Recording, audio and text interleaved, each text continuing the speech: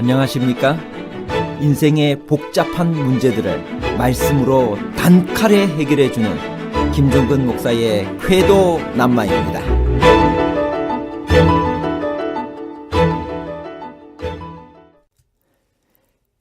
그룹들과 스랍들은 동일한 존재들인가요? 아니면 별개의 천사들인가요? 그룹이라고도 하고 그룹이라고도 하는 이 그룹의 역할과 임무는 무엇이었을까요? 화영검과 쉐키나는 동일한 의미인가요? 화영검의 검은 하나님의 말씀의 상징인가요? 왜 노아의 홍수 직전까지 에덴 동산 동편의 그룹들과 두루 도는 화영금을 두어 생명나무의 길을 지키게 하셨을까요? 그곳은 원초적 성소였나요? 그룹과 쉐키나는 같은 대상을 가리키나요? 아니면 서로 다른 대상을 가리키나요? 그룹과 쉐키나에 관한 복잡한 문제를 하나님 말씀의 가르침으로 명쾌하게 해결해 드리겠습니다. 그룹이란 무엇인가요? 창세기 3장 24절. 이같이 하나님이 그 사람을 쫓아내시고 에덴 동산 동편에 그룹들과 두루 도는 화영금을 두어 생명나무의 길을 지키게 하시니라. 하나님께서 에덴 동산 동편에 두신 첫 번째 것은 그룹들입니다. 그룹들은 하나님의 임재를 옹이하는 존재들입니다. 그룹이란 단어의 어원이 무엇인지에 관해서는 학자들 사이의 의견이 통일을 보지 못하고 있습니다. 하지만 그룹들은 대체로 덮는 그룹들이란 개념으로 나타납니다. 이것과는 반대로 스랍들은 빛나는 스랍들의 형태로 언급되거나 나타납니다. 그룹들과 스랍들은 동일한 존재들인가? 아니면 별개의 천사들인가? 이 점에 대해서도 서로 다른 견해들이 제시되어 왔습니다. 그러나 이들이 모두 하나님의 주위에서 그분을 받들거나 옹이하는 무리에 대한 상징이란 것은 확실합니다.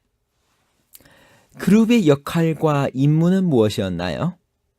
덮는 그룹으로서의 하나님의 거룩한 임재를 옹이하고 피조물 가운데서 최고의 지위를 차지했습니다.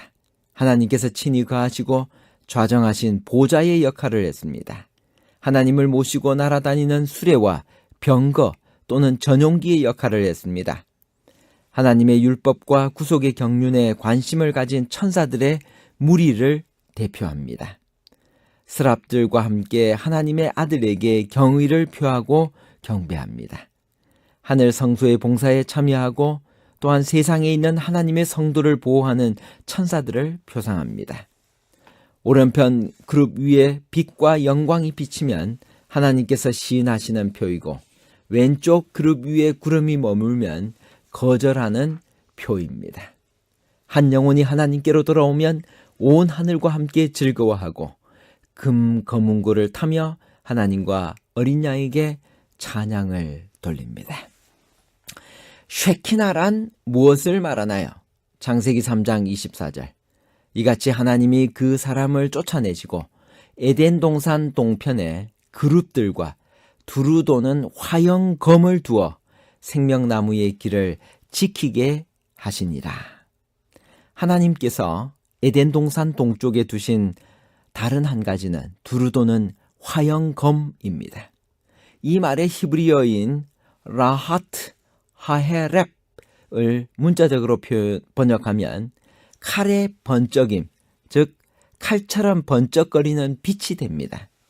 그러므로 낙원의 입구에 문자적인 칼이 있었던 것이 아니라 눈으로 보기에 번쩍번쩍 돌아가는 칼처럼 빛나는 광채가 있었던 것입니다. 이 광채는 하나님의 존재 자체의 빛으로서 나중에 쉐키나라고 일컬어졌습니다.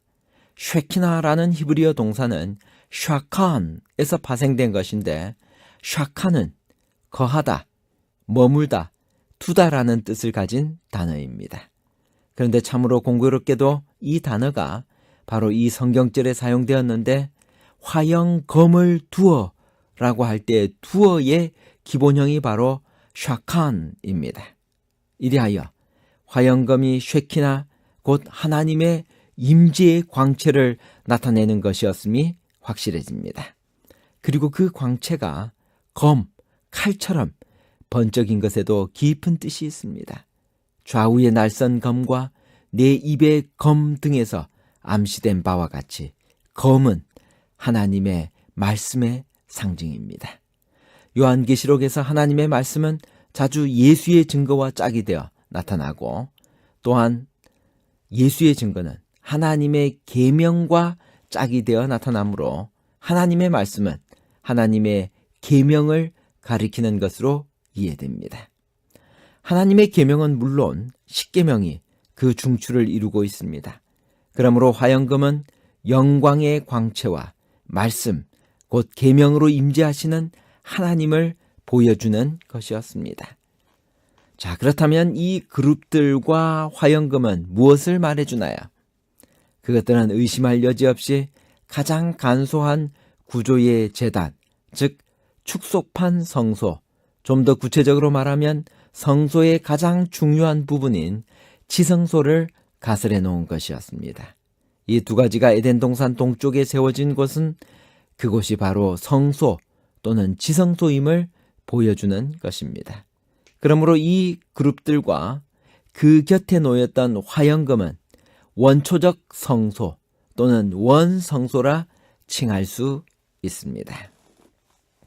원초적 성소의 목적과 기능은 무엇이었을까요? 창세기 3장 24절, 이같이 하나님이 그 사람을 쫓아내시고 에덴 동산 동편의 그룹들과 두루 도는 화형검을 두어 생명나무의 길을 지키게 하시니라.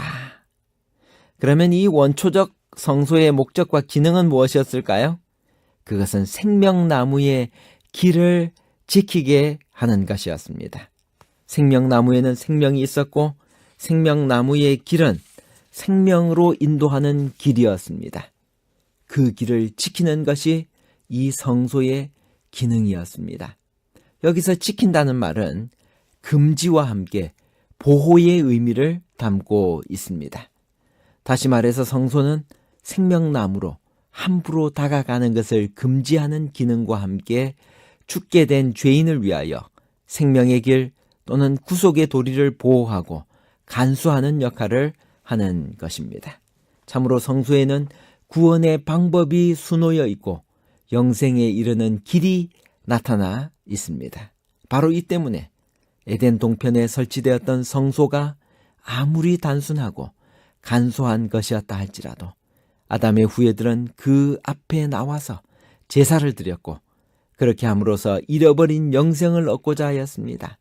그 원초적인 성소는 노아의 홍수 직전까지 그곳에 있었고 사람들은 거기서 죄의 용서와 구원을 위한 희생을 드렸습니다. 이리하여 창세기 3장은 인간 역사에 있어서 대단히 중요한, 어쩌면 가장 중대한 의미를 지닌 세 가지의 상황을 기록하고 있음을 보게 됩니다. 창세기 3장 15절의 여자의 후손에 관한 내용은 이미 학자들이 원복음이라고 이끌고 있으므로 그대로 부르기로 하고, 창세기 3장 21절의 가죽옷은 원제사로, 창세기 3장 24절의 그룹들과 화형검은 원초적 성소 또는 원성소라고 일컬으면 자연스럽게 조화가 될 것입니다. 부조화 선지자를 읽어보면 쉐키나에 관해 이렇게 기록하고 있습니다. 부조화 선지자 60페이지. 사람의 타락 후에 생명나무를 지키도록 즉시 거룩한 천사들이 명령을 받았다. 이 천사들 주위에는 번쩍이는 칼 모양의 광선이 번쩍였다. 부조화 선지자 83페이지. 그룹 천사가 지키던 낙원의 문에는 하나님의 영광이 나타나고 이곳으로 처음 예배자들이 나왔다. 이곳에 저들의 제단이 쌓이고 저들의 제물이 바쳐졌다. 가인과 아벨이 제물을 갖춰오고 하나님께서 저들과 교통하시려고 내려오신 곳도 이곳이었다. 결론입니다. 첫 번째, 그룹은 하나님의 주위에서 그분을 받들거나 옹이하는 천사들입니다. 두 번째, 창세기 3장 24절의 화영금은 낙원의 입구에 문자적인 칼이 있었던 것이 아니라 눈으로 보기에 번쩍번쩍 돌아가는 칼처럼 빛나는 광채가 있었던 것입니다. 이 광채는 하나님의 존재 자체의 빛으로서 나중에 쉐키나라고 일컬어졌습니다. 마지막 세 번째, 그룹 천사가 지키던 낙원의 문에는 하나님의 영광이 나타나고 이곳으로 처음 예배자들이 나와왔습니다. 이곳에 저들의 제단이 쌓이고 저들의 제물이 바쳐졌습니다. 가인과 아벨이 제물을 가져오고 하나님께서 저들과 교통하시려고 내려오신 곳도 바로 이곳이었습니다. 감사합니다.